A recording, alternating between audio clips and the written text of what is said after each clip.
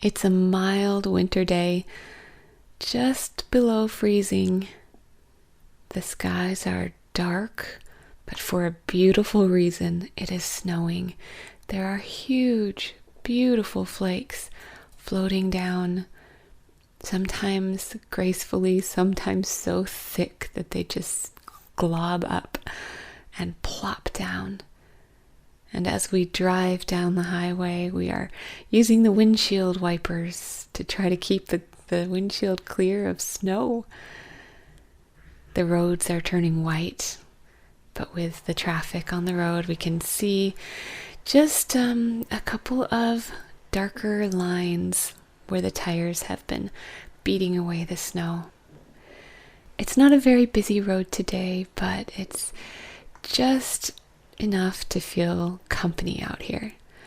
And as we get further from home, it totally changes the view, leaving behind our prairie and then our lakes and hills. We come to trees, forests, many, many acres and acres of pine, of spruce. There's all sorts of birch and aspen mixed in that we just don't have back at home on the prairie. When we take this drive in the spring, we look for ladies' slippers in the ditches. But now the ditches are filled with snow. The sumac from last fall that was so bright red is just the red stems sticking up from the snow. Where the ditches go up, angle up to the trees on the sides, I see there have been snowmobiles here enjoying almost like a fair ride, it looks like, where they angle up in a graceful swoop up the side of the hill, and then they swoop down again, and then they go over and approach. I'm sure some of them try to get a little air when they launch up over the side. And others are much more smart and cautious and go over the approaches carefully. There are very few houses along here, very few driveways. It's mostly just this highway winding through the woods. Occasionally we come to an opening, a clearing, and there's a small field. And I think what a small tractor they need for this size of field compared to the prairie. In one clearing, I catch a glimpse of deer, maybe a dozen or more. I didn't have time to count, and I wonder if a local farmer was feeding the deer there. Eventually, we come to a sudden left turn, and there we're putting into four-wheel drive so that we can get up this sharp little driveway. And next thing we know, we are parked in our favorite traditional wayside rest stop. It is in the middle of the woods. There's no buildings, just beautiful tall trees. This was our traditional stop every time we're heading to the state park, so that we can have a snack. In the summer we could use the outhouse, but right now it's just a peaceful, quiet place. So quiet as the snow dampens the sound. The snow filling the air even just catches and stops sound from anywhere around us. Ah, look at that view. Now it feels like vacation. I grab my thermos and click the top open and take a swig. That tea is perfect temperature now. It is just right for drinking. We also break out the chocolates and think, not that we're hungry, but it's just tradition. So fun to have a treat here. And I grab some nuts to enjoy along with my chocolate piece. As I sit here nibbling and taking swallows of tea, I look at the big tree trunk in front of me, and there's a squirrel snooping its way down the trunk, stopping and sitting really still, except for its tail that twitches so wildly as it's checking us out. Are you friends? Are you going to feed me? Oh, funny squirrel. But I'm surprised at how small this squirrel is compared to ours at home. We grow giant squirrels, giant brownish red ones on the prairie. It's soon time to get back on the road again, so we pull out the same way we came in. They haven't cleared the other side of the loop all winter, it looks like, and even four-wheel drive wouldn't be a good idea there. Back on the road, we get up to cruising speed and drop into two-wheel drive and turn on some music, some Baroque music by Vivaldi. It's his Four Seasons, and we switch over to winter to listen to the season called winter. And I'm not sure why he chose the specific sounds and instruments he did. As I listen, I think, well, Vivaldi didn't live here in the northern US. He had a different kind of winter than we do, but I still enjoy every note and the familiarity of certain parts and becoming more familiar with other sections of it. After a while, we come to the town that just marks an exciting point on this journey because it always meant our last bit of civilization before heading out to the state park. And we are getting close. It always surprised me how far it did really take to get to the park entrance after leaving this town, but there's just building anticipation the whole way.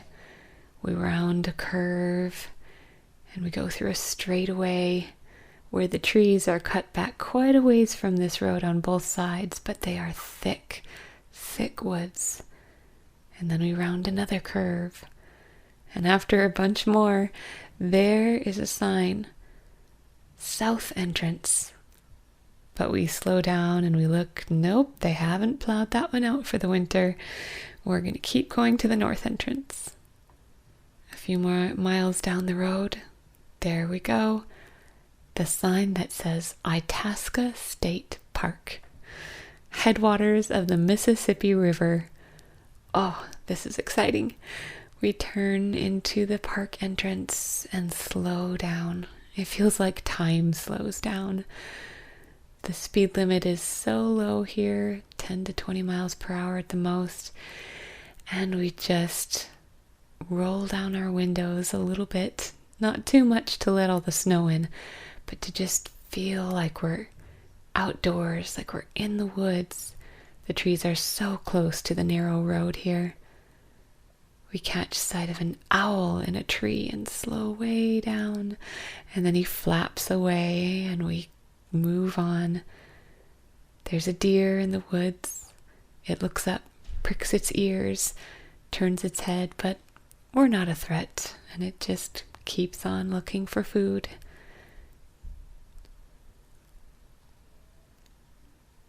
Winding our way through this narrow tunnel, up and down some hills. We meet no traffic, and we pass some frozen lakes, which just look like little clearings full of snow. And eventually, there comes in sight the parking lot for the visitor center. Do we want to stop at the visitor center yet? Oh, sure, we can just have a pit stop and glance around and then head out to enjoy our favorite spots in the park. Inside the visitor center, we enjoy looking out the windows at the rows of bird feeders hanging from the eaves. There are a few different birds here than at home. What's that one called? Instead of a nut, just a regular nuthatch like we have, is it a red-breasted nuthatch, I think? Beautiful. In the summer, these are full of hummingbird feeders, but not now. Now we have the hardy little clinging birds, chickadees and nuthatches and woodpeckers. They're so cute, and I can even hear some of their voices through the glass. Heading back out to the car, it's snowing more heavily again, and I just feel the flakes landing on my nose and eyelashes, and guess what song comes to mind? These are a few of my favorite things. How true. This is my favorite state park I've ever been to because I grew up coming here every year with all my cousins and aunts and uncles. Grandpa and Grandma brought us here, and we used to stay in a big log cabin all together. Snow is another of my favorite things. So we pile into the van and head for, where do we want to go first, we ask. Well, while we are still nice and warm and the park is nice and empty, let's go to the Headwaters. So we drive and we cruise past some very familiar places that we mostly used to see along the bike path, as we would stop and see Preacher's Grove and some different, some Indian mounds and an old settler's cabin. But then we make it to the Headwaters and pull into the big empty parking lot. I see one other vehicle here so far. They have a ski rack on top, and they must be out exploring somewhere. We walk past the visitor center that is closed for the winter, and out, down, across a bridge, and stop to look down over the edge at the dark water, edged with ice that's piled thick with snow, but in between those snowy banks, there's the dark water of the Mississippi River flowing. It's a short bridge because the river is so narrow here, so close to its headwaters. Walking on, we pass under beautiful, snow-laden branches. I look up through the branches and see some cones hanging thickly in some trees. The path is 4 inches deep in snow at least, even under the trees, so we're glad for our warm winter boots. I have some tall, dark brown ones with some fuzzy fake fur at the top. My warm jeans are tucked into my boots, and underneath my jeans is a layer of wool, a base layer, so cozy and warm. My down jacket is catching all of the snowflakes, and my hood is up to keep my hat more dry.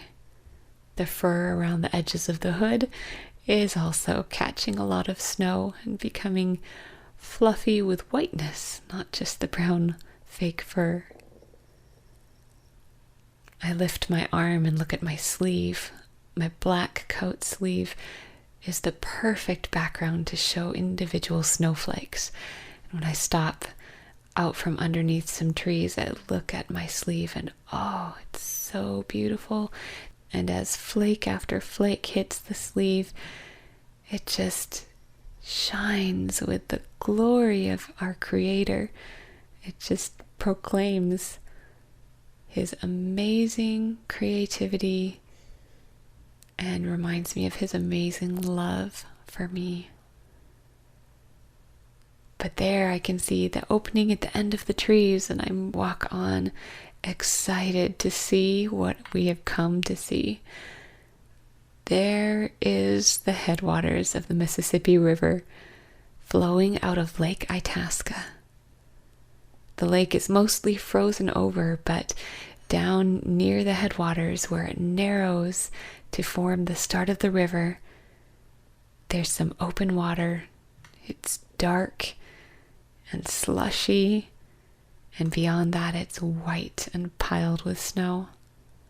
There are some swans swimming in the slush of the nearly frozen lake above the river.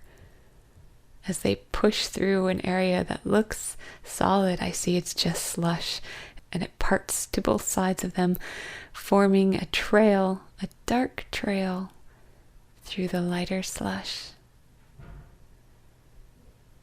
Then I turn and look down the river, so narrow that a long log can span it, a log flattened out on top as a footbridge. But it's not quite the bridge to cross right now because there's ice and then snow on top of that log, and you wouldn't want to fall into this river or the day would be rather ruined. In the summer, it's fun to fall in and float down, and you can pretty much expect to get wet, I remember, while trying to cross the rocks that span the headwaters. Just as the lake turns into river, they have put in a whole wide row of rocks, some of them sticking out over the surface of the water, some of them submerged and getting slimy with algae and with moss. And if you set your foot just right, you might make it across dry. When we were young, we used to go back and forth over and over, sometimes getting wet, sometimes staying dry. What fun memories. I won't try to cross them today though, but I do want to feel the water. So I go down to the edge, a few yards below the rocks, and I unzip my boot and pull out my foot and peel off my wool sock and stick my toes in the water. It is close to freezing, but it doesn't feel bad. It just feels so refreshing. I wouldn't want to put my whole foot and leg in, but some toes, no problem. It's part of the fun. Careful not to slip as I put my sock back on. I put my boot back on and zip it up, and that feels so warm and cozy with the cool, refreshed foot inside. We go and read the sign, the log pillar, as usual, at the headwaters, where it tells how many miles from here it is down the Mississippi River. And I think about all those miles and all the history of using this river for travel and for cargo and for settlers.